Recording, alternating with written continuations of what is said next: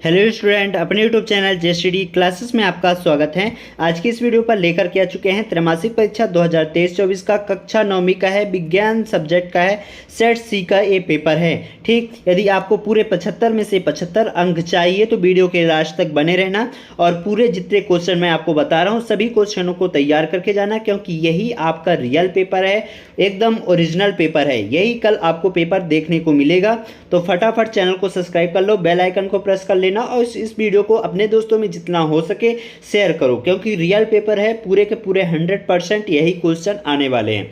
तो चलिए स्टार्ट करते हैं। तो ये सभी क्वेश्चन आपको मैं दिखाते जा रहा हूँ, इनका पूरा सोल्यूशन भी आपको प्रोवाइड कराता जाऊँगा।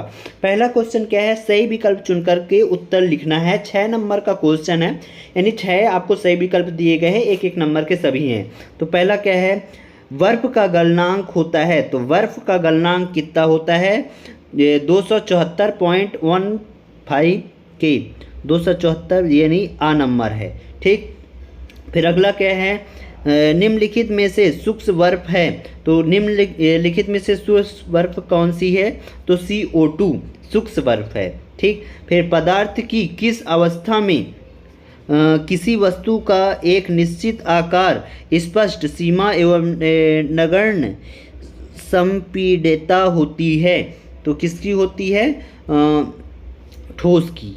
ठीक, फिर अगला क्वेश्चन क्या है, अगला क्वेश्चन यहाँ पर चौथा देखिएगा, पदार्थ की वह अवस्था जिसमें द्रव का आकार नहीं परंतु आयतन निश्चित होता है। तो इसका आंसर क्या होगा, इसमें होगा द्रव। किसका, द्रव का। ठीक, फिर न्यूनतम विसरण का गुण पाया जाता है। तो न्यूनतम विसरण का गुण किस में पाया जाता है, तो इसका आंसर आपका होगा ठोस में। ठीक, फिर निम्नलिखित में से उपधातु है। तो उपधातु सिलिकॉन है। क्या है, सिलिकॉन। ठीक, इस तरीके से आप सही विकल्प को लगा लीजिएगा। फिर यहाँ पास देखिए, आपको रिक्त स्थान की पूर्ति लिखने को आया है। 6 नंबर का है, एक एक क्वेश्चन 6 ठो है। तो पहला क्या है, कोलाइडी विलयन द्वारा प्रकाश की किरणें का फैलना खालिस्तान कहलाता है। तो क्या कहलाता है, टिंडल प्रभाव। क्या है, टिंडल प्रभाव। ठीक, फिर विलयन एक खालिस्तान मिश्रण है। तो समांगी, समांगी। ठीक, फिर अगला क्या है, टिंडल प्रभाव खालिस्तान विलयन द्वारा प्रदर्शित गुण है। तो कौन से द्वारा, कोलाइड, कोलाइड द्वारा। ठीक, फिर अगला क्या है, अधिकांश अधातुएं ताप और विद्युत की खालिस्तान होती हैं। तो कुचालक। क्या होती हैं, कुचालक होती हैं। ठीक, फिर अगला क्या है, कोशिका का पावर हाउस खालिस्तान कहलाता है। तो कौन कहलाता है, माइटोकॉन्ड्रिया। ठीक, माइटोकॉन्ड्रिया कहलाता है। फिर अगला क्या है, मानव शरीर की सबसे छोटी अस्थि खालिस्तान है। तो कौन सी है, स्टेपोस, स्टेपोस। ठीक, इस तरीके से हमने खालिस्तान के भी पूरे आंसर बता दिए हैं। फिर यहाँ पास देखिए सत्य सत्य, सत्य सत्य में आपको यहाँ पास सत्य सत्य लिखना है। तो पहला क्या है, रॉबर्ट ब्राउन ने कोशिका की खोज की थी। तो ये असत्य है। फिर क्लोरोप्लास्ट पादप कोशिका में पाया जाता है, ये सत्य है। ठीक, सेकंड वाला सत्य है। फिर राइबोसोम को आत्महत्या की थैली कहते हैं, ये असत्य है। ठीक, फिर केंद्रक में क्रोमोसोम होते हैं। तो केंद्रक में क्रोमोसोम होते हैं, ये सत्य है। फिर अगला क्या है, बल का एसआई मात्रक न्यूटन होता है, ये भी सत्य है। फिर घर्षण बल सदैव वस्तु की गति का प्रतिरोध करता है। तो ये असत्य है। ठीक, फिर अगला यहाँ पास आप देखिए, सही जोड़ी का मिलान करना है। तो सही जोड़ी का मिलान यहाँ पास मैं आपको बताते जा रहा हूँ, तो आप इसको सही जोड़ी को अच्छे से कर लीजिएगा। तो लिग्निन युक्त कोशिका, इसका होगा यांत्रिक ऊतक, सॉरी, इसका होगा यांत्रिक सहाय। ठीक, पौधे में जल का परिवहन, तो जाइलम। क्या होगा, जाइलम।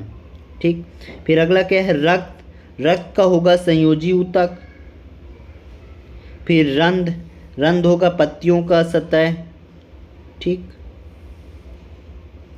फिर प्रोकैरियोटिक कोशिका, इसका हो जाएगा आपका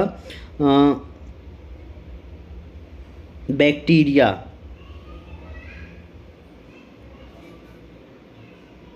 फिर पत्तियों में भोजन का परिवहन, फ्लोएम, ठीक। इस तरीके से आप सही जोड़ी का मिलान कर लीजिएगा। फिर यहाँ पास देखिए क्वेश्चन क्रमांक 5वां क्या है, आपको निम्नलिखित प्रश्नों के एक शब्द में उत्तर आपको लिखना है। तो यहाँ पास मैं पहला बता देता हूँ, न्यूटन के गति का तीसरा नियम क्या है। तो इसका होगा क्रिया का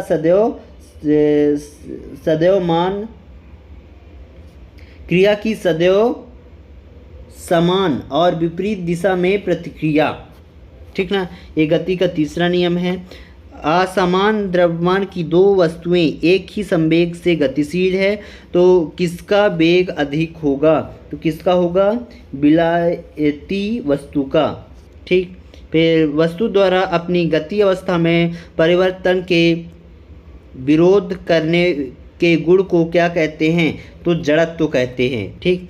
फिर अगला क्या है, गति के द्वितीय नियम का समीकरण क्या है, तो S बराबर ut प्लस 1/2 AT², ठीक। फिर क्रिया एवं प्रतिक्रिया बल किस दिशा में कार्य करती है, तो विपरीत दिशा में कार्य करती है। 2 मीटर प्रति सेकंड से गतिशील 100 ग्राम द्रव्यमान की गेंद का संवेग कितना होगा, जिसको आप निकाल लीजिएगा, मुझे नहीं मालूम है। तो इस तरीके से हमने पूरे ऑब्जेक्टिव के आंसर यहाँ पास में हमने बता दिए हैं। और इसके आगे के क्वेश्चन का आंसर बहुत जल्द मिलने वाला है, सेकंड पार्ट में आएगा, तो देखना मत भूलिएगा। मिलते हैं अगले वीडियो पर, तब तक के लिए जय हिंद, जय भारत।